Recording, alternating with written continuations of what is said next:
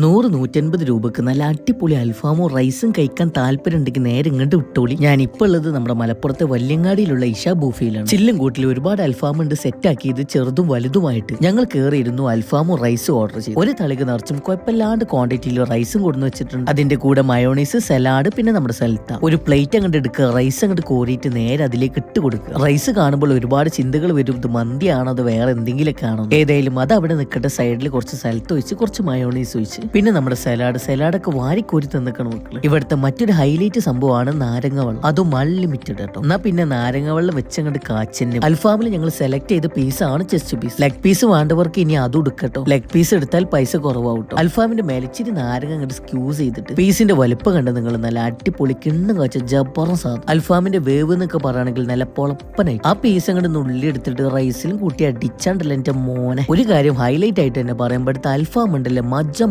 സാധനം. Must try ആണ് മക്കളെ, മസ്റ്റ് ട്രൈ ആണ്. ഒരിക്കലും നിങ്ങളെ നിരാശപ്പെടുത്തൂല. റൈസിന്റെ കാര്യത്തിൽ അത്ര കണ്ട് ഞാൻ പറയില്ല, ഒന്നുകൂടെ ഒക്കെ നന്നാക്കാനുണ്ടായിരുന്നു. നമ്മുടെ നാരങ്ങ വെള്ളത്തിൽ ഇച്ചിരി പൈനാപ്പിളിന്റെ ടേസ്റ്റ് കിട്ടുന്നുണ്ട് കേട്ടോ. ലെഗ് പീസും അൺലിമിറ്റഡ് റൈസും ആണെങ്കിൽ 100 രൂപ ചാർജ് വരുന്നത്. ഇനി ചെസ്റ്റ് പീസും റൈസും ആണെങ്കിൽ 150 രൂപയാണ് ചാർജ് വരുന്നത്. വലിയ ആർഭാടില്ലാതെ ചെറിയ സെറ്റപ്പിൽ കഴിക്കാനാണെങ്കിൽ നേരെ ഇങ്ങോട്ട് പോകുന്നോളി. നമ്മുടെ മലപ്പുറം വല്ലങ്ങാടി പള്ളിന്റെ തൊട്ട് മുന്നിലുള്ള ഇഷ ബൂഫിയ.